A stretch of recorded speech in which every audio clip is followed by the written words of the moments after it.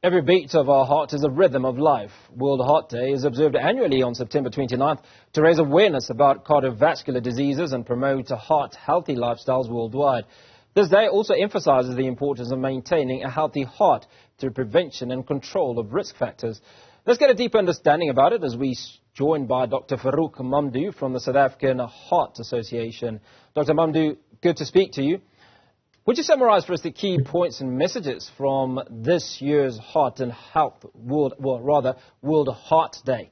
What is that message to global citizens?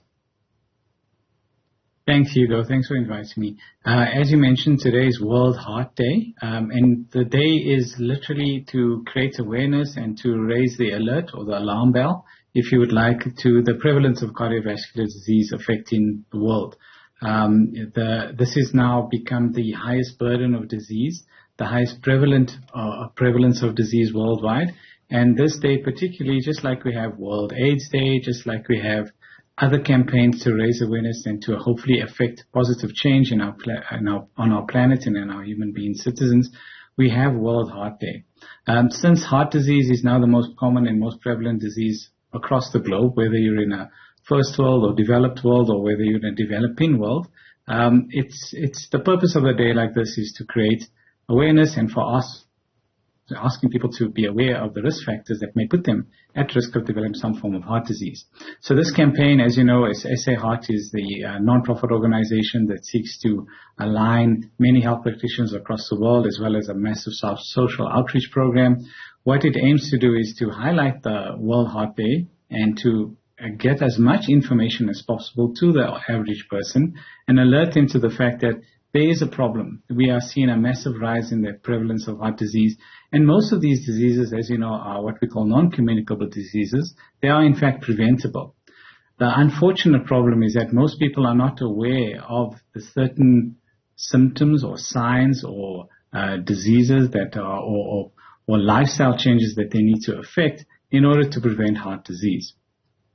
Well, one of the things that's happened over time is that producers of various products that are harmful to you and I have been instructed by certain world bodies, such as tobacco, to notify us of the impact of taking some of those products. Now, when it comes to foodstuffs, is the same true as is in tobacco? Absolutely. So, tobacco initially, when it was first developed or first marketed, I would say, the harmful effects of that were not well known. It wasn't studied. People felt good. The nicotine and so on was addictive. And so people, indulged without any concern. And what was shown afterwards, of course, as we all know, is that it led to various heart diseases, cancer increases, and so forth. And so there was a need and there was a health risk to these products, and there was a need then for the health practitioner or for the medical community to start alerting people against these harmful effects. Now, various foodstuffs, or I would say products, as you put it, are also harmful. Even though they may taste good or they may be very palatable, very attractive, some of them may be actually very addictive, of course, are marketed very aggressively by corporations that seek to profit off these products.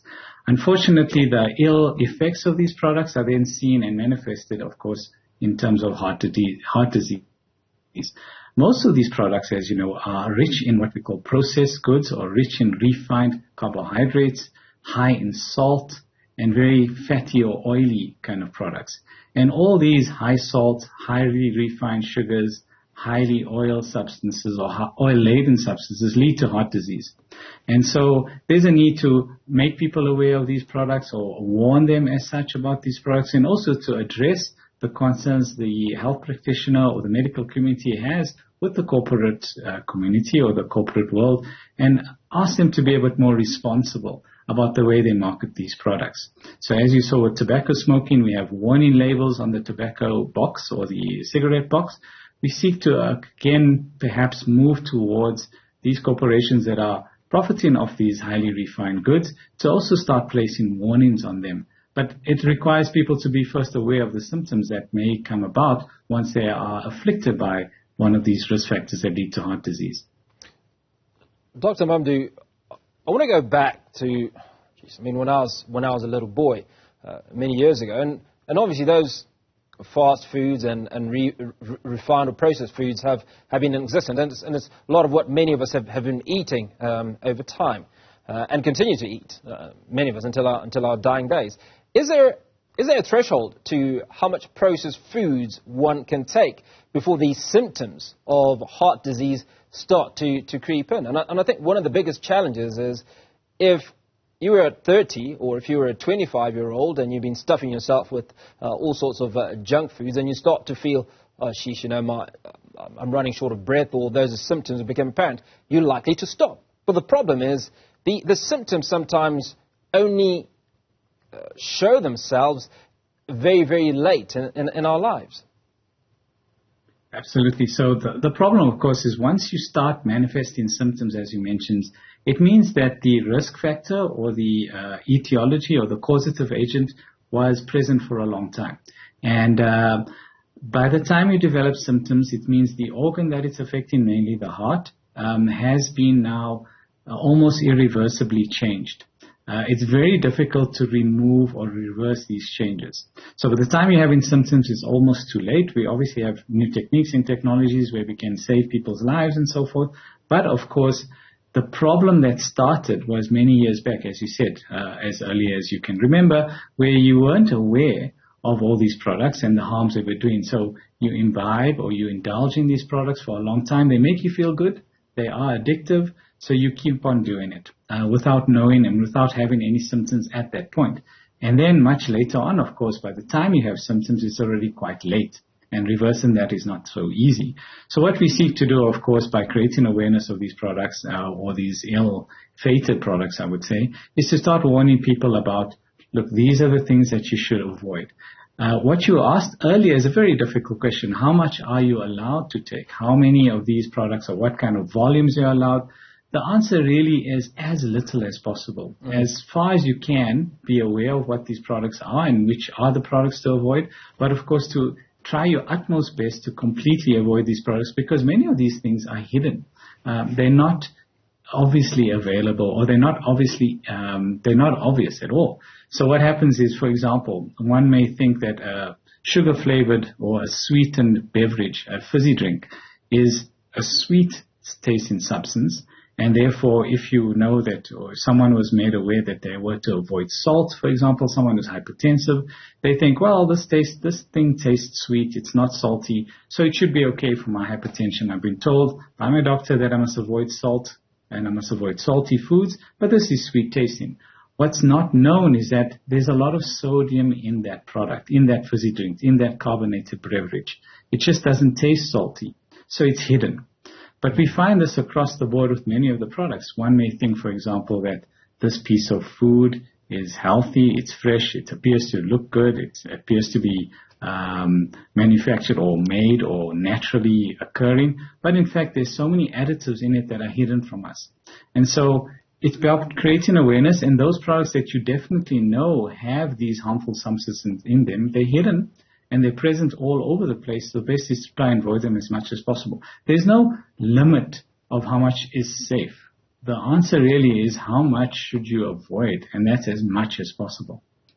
Dr. Mamdoo, before we let you go, I'm going to ask you 5 foods that one should avoid, if you like, or 5 foods that one should definitely have on their plate on a daily basis.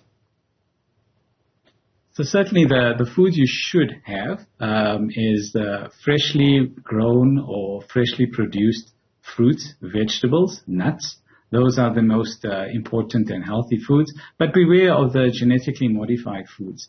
Foods that are, unfortunately, in our country, for example, a lot of the corn products are genetically modified seeds. And we know that's prevalent. A lot of our corn or millie is in pap. In all these sort of other products. So it's not exactly, it's quite refined. But the healthy foods are freshly grown from a natural farm, producing sort of a naturally produced farming crop that is not made with any genetic modification or additives afterwards. It's not preserved. It's not irradiated. So those are the foods to avoid: irradiated foods, preserved foods, foods that last very long, that are supposedly fresh from the earth.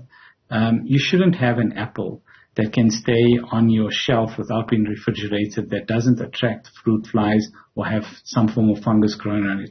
If it stays for a long time outside of a fridge, it's been modified. So it's to be aware of those kind of fruits. And then the foods to definitely avoid are your fast foods, as you mentioned earlier. The foods that are ready-made, that can be quickly heated up, that are available within a few minutes of the request for the food. Normal food is cooked. It takes time to prepare. It doesn't heat up very quickly. So anything that's sort of a fast food is something to be avoided. And then, of course, foods that are prepared where there's a lot of deep frying in them. For example, potato chips or chippies are deep fried most of the time. So foods that are prepared that way, where they have to be cooked in a deep layer of oil, and then foods that are rich in butter or margarine, that are made with a lot of butter or margarine, that requires them to be processed as well, because the margarine itself is very processed. So those are the foods to avoid. And of course, the healthy foods that are fresh and the foods that are falling straight directly off the tree, I should say, are the kind of foods that you should look towards having. Well, that's definitely a great way to start the weekend and commemorate the World Heart Day. Dr. Mamdoo, appreciate your time. Dr. Farook Mamdoo from the South African Heart Association.